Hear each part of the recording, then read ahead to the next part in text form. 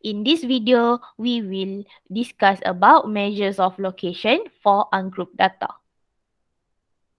So, our learning outcome would be on how to find and interpret mean, mode, median, quartile, and percentile for ungrouped data. Alright, so basically for measure of location, we will have five main things, which are mean or average, mode, most frequent value, or median, the middle value. And then next one, we would have quartile and percentile. Okay, so we start with the first one, mean. So mean is basically average. In order to find mean, our notation is X bar. X bar tu maksudnya mean lah tu. So summation of all data divided by number of data. Itu je formula dia. Okay. So let's do an example. For the first one, find the mean of that set of numbers. So we have summation of all data. Hasil tambah semua di data. We have 3 plus 5 plus 7 plus 4 plus 5 plus 9 plus 6 divided by number of our data. In this case, we have 7. So simplify this up. This is actually 39 over 7, or you may round off as 5.57. Okay, normally for final answer, you must provide at least 3 significant figure. 3 angka bererti untuk jawapan. Okay, simple kan? Bosan sangat. Hasil tambah semua data divided by bilangan data. Okay, let's do another one. Okay, even though we have a table here, but then we don't have class interval. So this is still ungrouped data. Okay, so summation of all data divided by its number. So frequency is basically our n. To obtain the data, so we must perform multiplication between the data. So this would be 0 times 2 plus with 1 times 5 plus with 2 times with 7 plus with 3 times 3 plus with 4 times 2, and then last one plus with 5 times 1, and then divided by summation of the frequency. So 2 plus 5 plus 7 plus 3 plus 2 plus 1. Simplify this up. This is actually 41 over the 20, or 2.05. Okay, settle. That is for mean. Moving on, we have to find mode. So mode is basically set of data is the value that occur most frequently. Okay, mode is basically data that occurs most frequently. Data yang paling kerap muncul. So for the next one, we have to find mode for the following set of data. From that list, we may identify that 5 actually appear 3 times here. So our mode in this case would be 5. Okay. Alright. Next one. B. So we have list of data 2, 3, 5, 8 and 10. From here, all number appear only once. Means in this case, we have no mode. Okay. Next one, we have list of this data. So from here, if you identify 0.4 appear 3 times as well as 0.7. Means in this case, we would have 2 mode. So our mode is basically 0.4 and 0.7. Ada 2 mode kat situ. Okay. So, for mode, kita ada banyak jenis jawapan lah. Kalau ada satu je data yang appear paling banyak kali, itulah mode dia, tak ada masalah. Kalau semua data berlaku sekali je, then no mode. Kalau ada banyak jenis data yang berlaku banyak kali, listkan je lah semua data tu. Okay. Alright, settle. Moving on. We have median. So, median is basically middle value of a set of a data that is arranged in order of magnitude. In the middle, choose the middle point. Means for median, in order to find that, make sure first your data is arranged in ascending order. Okay. So, we have two way to find median based on number of our data, even or odd. Okay, kita buat example terus. For the first one, we have to find median. So from here, First, make sure the data is in ascending order. Okay, kat sini kalau tengok tu, okay, data dah memang tersusun ascending order. Just choose the middle data. So, straight away from here, we know 201 would be our median. Okay, for B.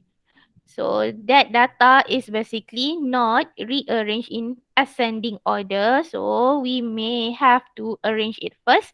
So, this would be, saya susun dulu, 17, 20, 21, 24, 28, 32, and 36. So based on this arrangement, middle data or our median will be 24.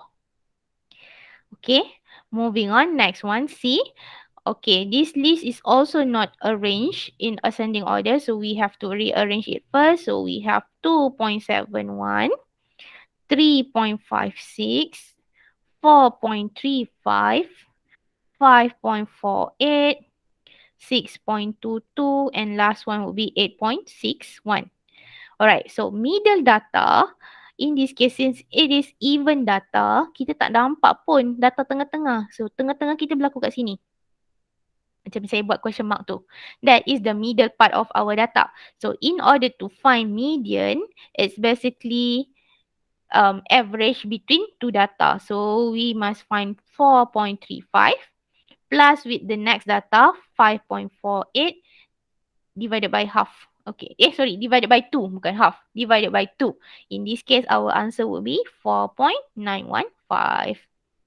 Saya yakinlah awak ingat lagi kan? So, if our data is odd number, so kita pilih data yang tengah-tengah.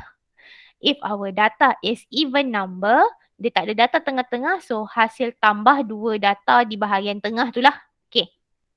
Settle.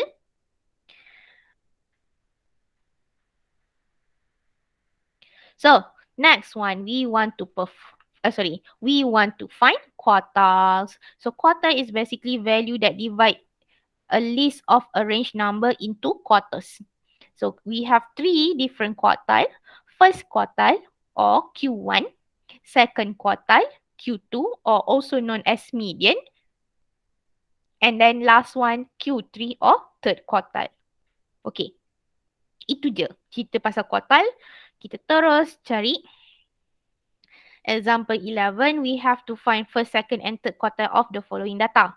Okay, from this, first, as usual, make sure your data must be in ascending order. Arrange it first. So, for the first one, we have to rearrange. So, in this case, it will be 3, 4, 4, 5, 6, and 8. Okay.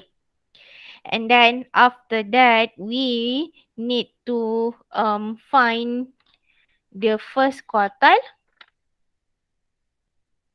second and third quartile. Okay, normally I would find the second quartile first because that is the median, is located in the middle. So our middle data in this case would be 5. So that would be Q2. And then middle data of the first half, data di bahagian tengah-tengah of our first half. Bahagian sukun separuh yang pertama. This would be 4. Itu data tengah-tengah dia. That would be Q1. And then data yang tengah-tengah in the second half would be Q3. Senang je kan? Okay. So, same as next one. First, make sure your data is rearranged in ascending order first. So, saya kena susun dulu ni. 1, 2, 2, 3, 4, 5, 6, 6, 7, 8, 8, 9. Okay. Alright, I already arranged. Now, we have to find the middle data. So, data tengah-tengah berlaku dekat between 5 and 6. That is half of our data because this is even data. So, what do we do? In order to find Q2, it's 5 plus 6 divided by 2. So, we get 5.5. Okay. Next one, Q1 would be middle of the first half data. So here between 2 and 3. So Q1 is basically 2 plus 3 divided by 2. So this would be 2.5. And then last one, Q1 would be middle of the latter half. So here is there. Okay, so Q3 would be 6 plus, sorry, not 6, 7. Tengok nombor pun dah salah. 7 plus 8 divided by 2. So we get 7.5. Okay, so that is basically on how to find quartile. Alright, moving on, last part, we have to find percentile. Okay, if quartile is in the quarters form, percentile is value that divide a list of number or arrange number into 100 equal parts. Per 100 lah senang cerita, percentile kan, per 100. Okay, so we have a formula here. If our observation is an integer, so we have to choose that observation plus the next observation divided by 2. If our observation is non-integer, so we have to choose the least integer greater than that observation. Okay, kita buat example lah, lagi senang. Okay, so example 12, we have to find 15, 25th and 60 percentile of the following data. And as usual, first step, you have to rearrange this in ascending order.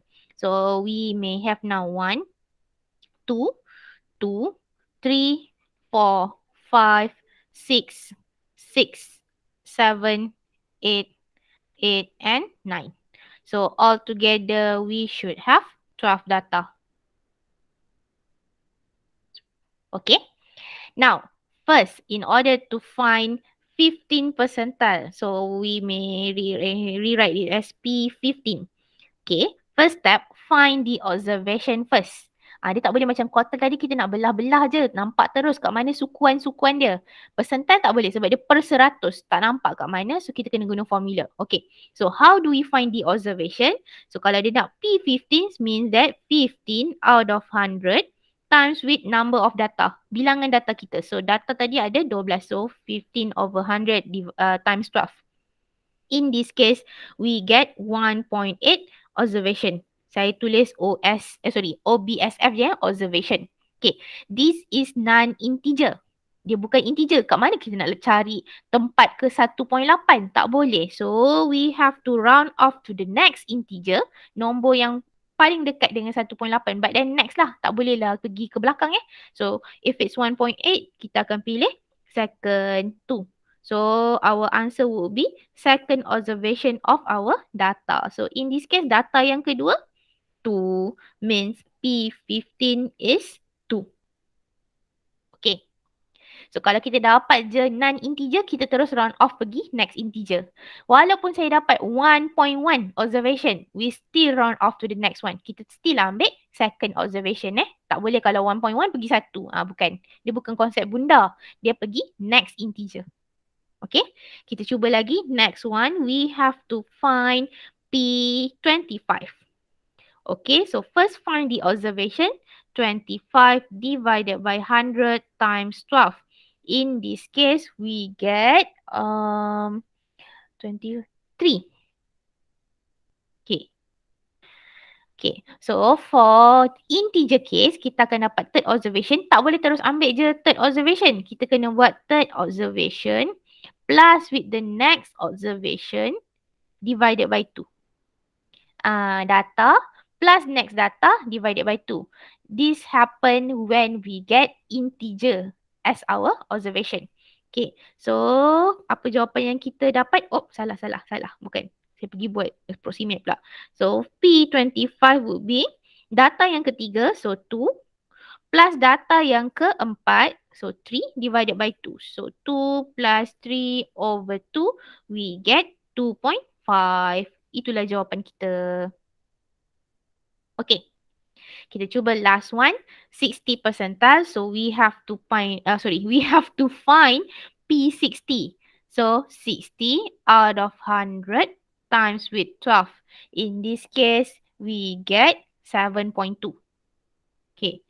7.2 observation. Data yang ke-7.2 tak boleh cari. So we have to round off to the next integer. So this would be 8 observation. Okay. So means P60 would be data yang ke-8. Kiralah data yang ke-8 yang mana. In this case, it would be 6. Okay, so that's all for mean, median, mode, quartile and percentile for ungrouped data.